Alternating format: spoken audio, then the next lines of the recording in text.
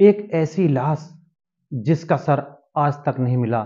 26 साल गुजर जाने के बाद भी आज तक उसके सर का कहीं कुछ पता नहीं चला। जी हाँ, नमस्कार। मैं हूं आपके साथ अमन कुमार सिद्धू और आप देख रहे हैं समर इंडिया। तारीख थी 4 फरवरी और साल था 1996 का। दिन था रविवार का। लखनऊ पुलिस के वायरलेस पर एक संदेश गूंजा जिसने न सिर्फ लखनऊ पुलिस बल्कि यूपी के पुलिस के आला अधिकारियों को भी हिलाकर रख दिया था। संदेश था कि ओसीआर बिल्डिंग के बी टावर से एक लाश नीचे फेंकी गई है। विधानसभा से चंद कदमों की दूरी पर ओसीआर बिल्डिंग हुसैनगंज थाना क्षेत्र में है, जिसमें विधानसभा और विधान परिषद सदस्यों को आवास आवंटित किए जाते हैं। ऐसी वीआईपी बहुखंडी बिल्डिंग में लाश की सूचना पर तत्कालीन एसएसपी सूर्य कुमार शुक्ला तमाम दूसरे पुलिस अधिकारियों के साथ आनन फानन में मौके पर पहुंच गए। लाश जूट के बोरे में थी। बोरा ऊपर से नीचे गिरने से फट गया था, जिससे लाश के कुछ अंग बाहर दिखाई दे रहे थे। दरोगा ने जैसे ही बोरा खोला, अधिकारियों के चेहरे से हवाइयां उड़ने लगीं। लाश का सिर गायब था। वह सिरकटी लाश थी।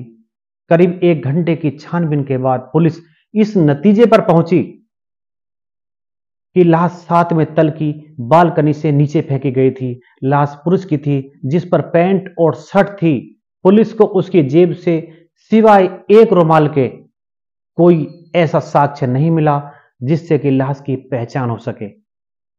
पुलिस ने आसपास काफी तलाश की, लेकिन लाश का सिर पुलिस को नहीं मिला। खून के निशानों के सहारे पुलिस नतीजे पर पहुंची कि लाश को फ्लैट नंबर 706 से खींचकर बालकनी तक लाया गया। फ्लैट के गेट पर सफाई के बाद भी पुलिस को खून के कुछ निशान मिल गए, लेकिन फ्लैट नंबर 706 में ताला लगा हुआ था। हुसैनगंज पुलिस ने कागजी कार्रवाई पूरी कर लाश को पोस्टमार्टम के लिए भेज दिया। 706 नंबर का फ्लैट हस्तिनापुर से विधायक रहे गोपाल काली को आवंटित था, जो उस बार का चुनाव हार गए थे। रविवार का दिन था और उस समय मोबाइल जैसी सुविधाएं भी नहीं थी। इसलिए लखनऊ पुलिस ने मेरठ पुलिस के जरिए पूर्व विधायक गोपाल काली से संपर्क साधा। पता चला कि वह तो 1 महीने से मेरठ में ही थे। यह भी बताया गया कि फ्लैट की 2 चाबियां, एक उनके पास रहती है, जबकि दूसरी चाबी फ्लैट की साफ सफाई करने वाले केयर टेकर मनोज शर्मा के पास रहती है। मनोज शर्मा 1 फरवरी को अपने घर पर पौड़ी, यानी कि जो उत्तराखंड में पड़ता है, वहां पर गया हुआ था और उसकी चाबी उसी के पास है। गोपाल काली ने पुलिस को यह भी बताया, लखनऊ जाने वाले अनेक अधिकांश समर्थक उनके साथ चाबी ले जाते हैं और वही फ्लैट पर ही रहते हैं। 31 जनवरी को ही एक समर्थक ने उन्हें फ्लैट की चाबी वापस की थी।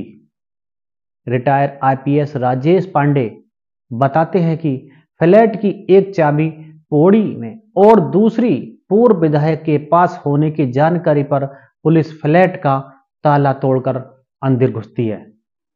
अंदर कमरे की ठीक से सफाई की गई थी। डबल बेड पर नई चादर पड़ी थी, लेकिन पुलिस ने जैसे ही चादर हटाई, गद्दे पर काफी खून दिखाई दिया। साथ ही पुलिस को सफाई के बाद भी कमरे की फर्श से खून के निशान मिल गए, जिससे एक बात तो साफ हो गई कि हत्या उसी कमरे में की गई थी।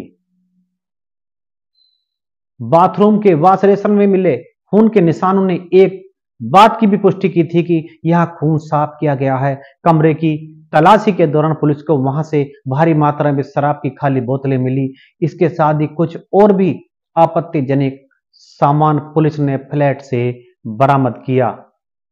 मामला पास इलाके में सिरकटी लाश मिलने का था, इसलिए अखबारों में उससे जुड़ी खबरों को प्रमुखता मिल रही थी। कमरे की छानबीन से ऐसा प्रतीत होता था कि जैसे वहां हवन और पूजन किया गया हो। इससे वहां बलि दिए जाने की अधिकांश, यानी कि वहां पर ऐसा महसूस हो रहा था जैसे कि वहां पर बलि दी गई हो, यह खबर भी वहां के अखबारों में छपी थी। इस बीच पूर्व विधायक गोपाल काली भी लखनऊ आ गए थे। पुलिस ने लाश की पहचान के लिए उन्हें लाश की फोटो और कपड़े भी दिखाए, लेकिन वह पहचान नहीं सके।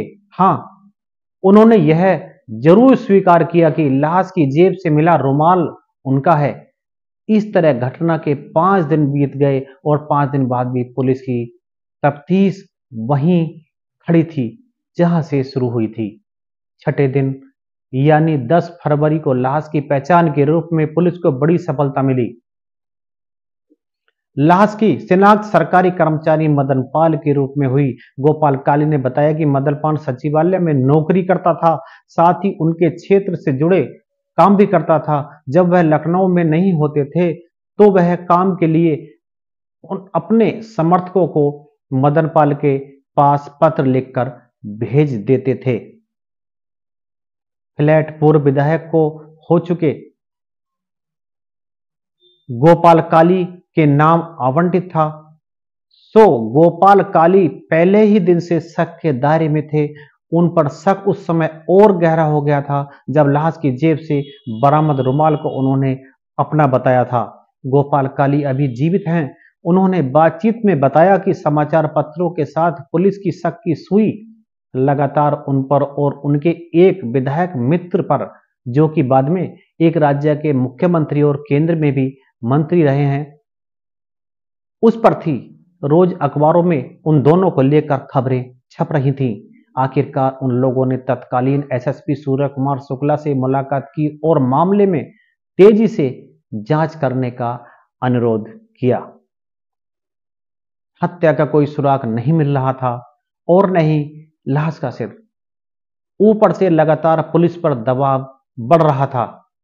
इस बीच पुलिस को उस फ्लैट से एक टेलीफोन डायरी मिली जिसमें 100 से ज्यादा नंबर थे। पुलिस ने सभी नंबरों पर फोन करना शुरू कर दिया। इसी बीच डायरी से एक नंबर पुलिस को मिला जो मवाना मेरठ निवासी अशोक शर्मा और अशोक पंडित का था।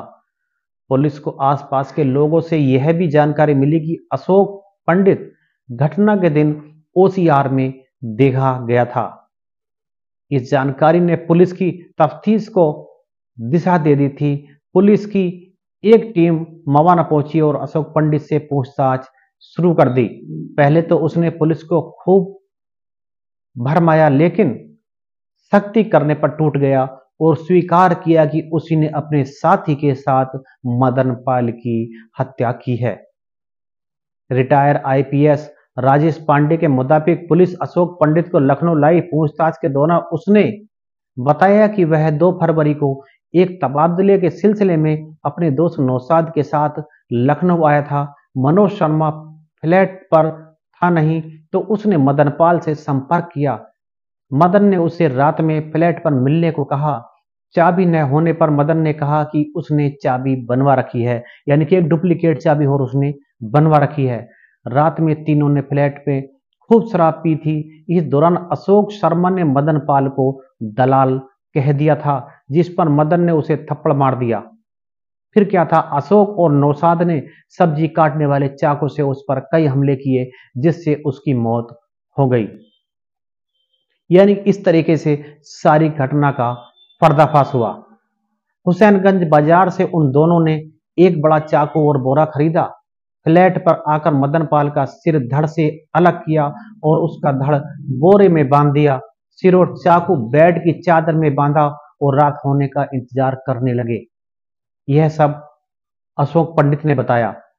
रात में वह बोरा खींचकर बालकनी तक ले गए और उसे नीचे फेंक दिया। इसके साथ ही सिर और चाकू लिपटाकर चादर लेकर वह फ्लैट बंद कर निकल गए। नौशाद कैसरबाग बस अड्डे से मेरठ चला गया और ओसीआर से पैदल चारबाग पहुंचा।